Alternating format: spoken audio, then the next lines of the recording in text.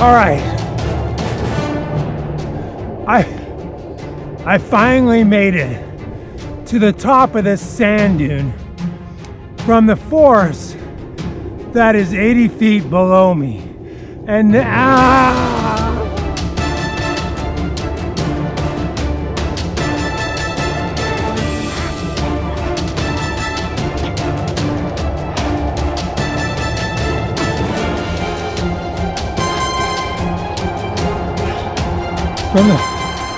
from the forest that is 80 feet below me. And now I'm going to take a look around and see what is on top of this dune. Whoa.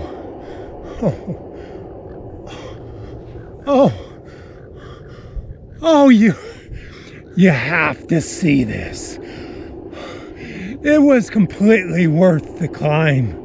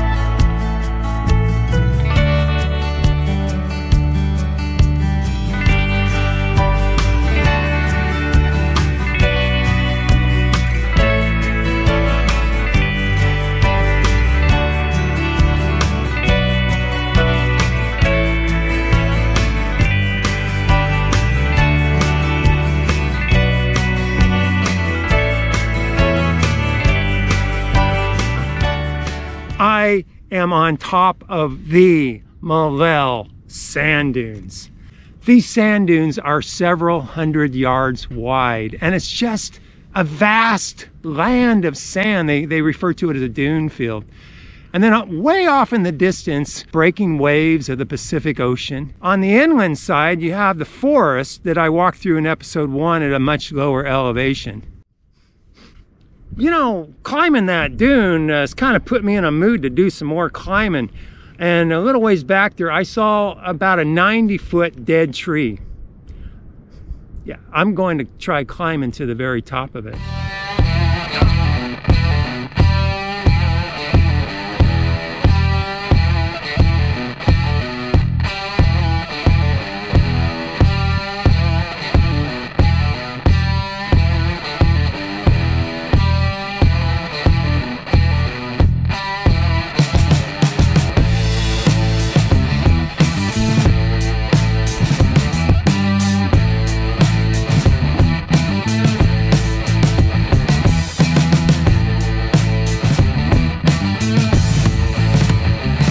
Well, maybe you didn't believe me when I said I was going to climb to the top of a 90-foot dead tree. Well, here I am, and watch this.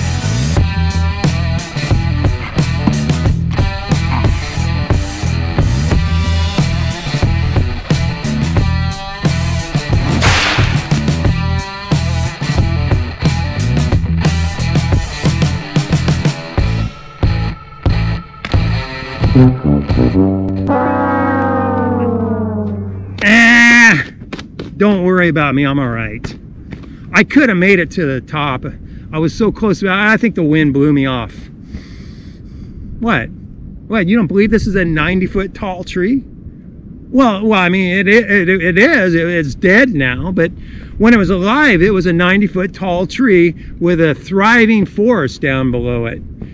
If you've been paying attention in episode 2, you would understand these dunes are continually blowing inland at the rate of about 3 to 10 feet per year, and as they're going, they're burying the forest, including the forest this standing tree was once in, and this dead tree is all that's left. In fact, it's really amazing. You'll walk through this dune and you see all these dead tree tops poking up through the sand.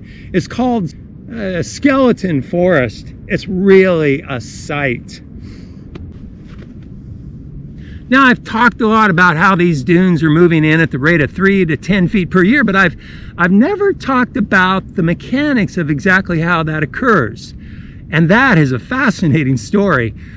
Let me show you.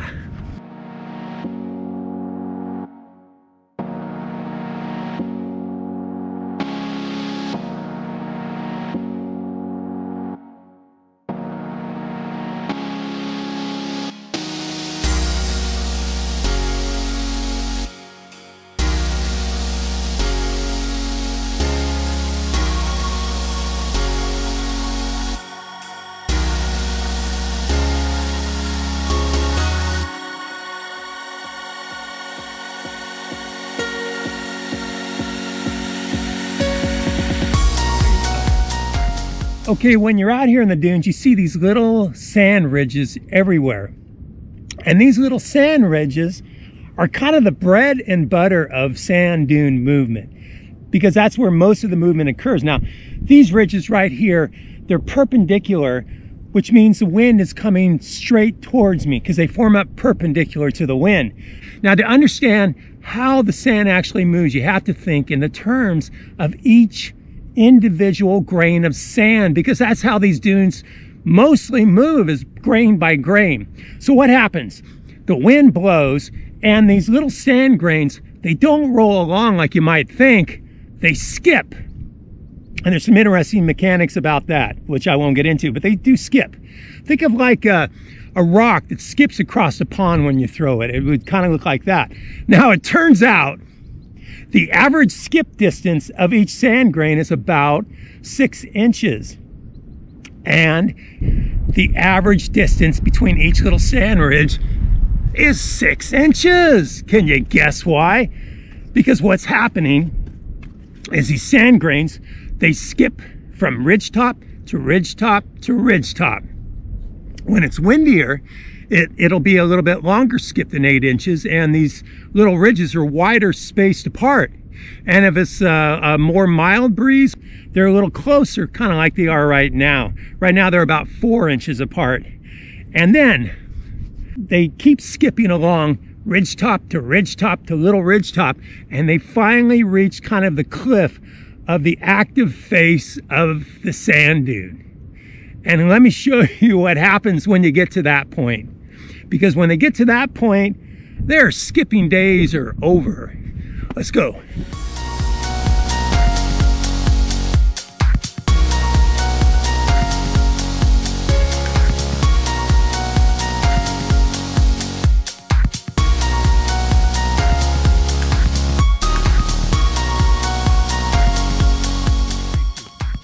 All right, I am now on the active leading edge of the sand dune. They call this the slip face. Now keep in mind, these individual sand grains began at the ocean beach, and they've been spending their days just joyfully skipping from little ridge top to little ridge top, and finally they reach this point.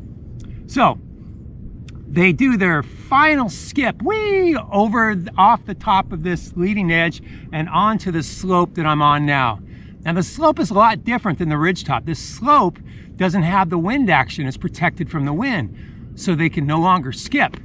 So here's what happens at that point, and let me see if I can show you with my hands. The top part of the dune, where most of the sand, where all the sand is landing, is building up higher and higher and higher at a steeper angle than the lower slope. And you can guess probably what happens after a certain point. It sort of goes out further, and then it breaks free, and that upper part of the dune then slides down and cascades its way all the way down the lower dune to the point where it spills out onto the forest floor. And keep in mind, this occurs week after week, month after month, year after year. And it makes a monumental difference to this forest as it goes, a little bit at a time. And you know, it's you know what? I think I need some playtime.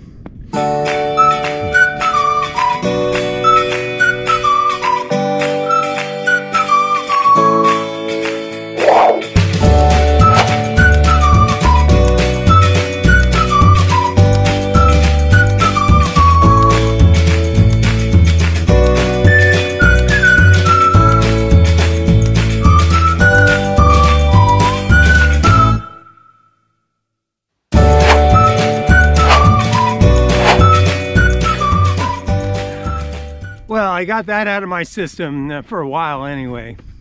Hey, while I was rolling around in the dunes, I found this really interesting bone.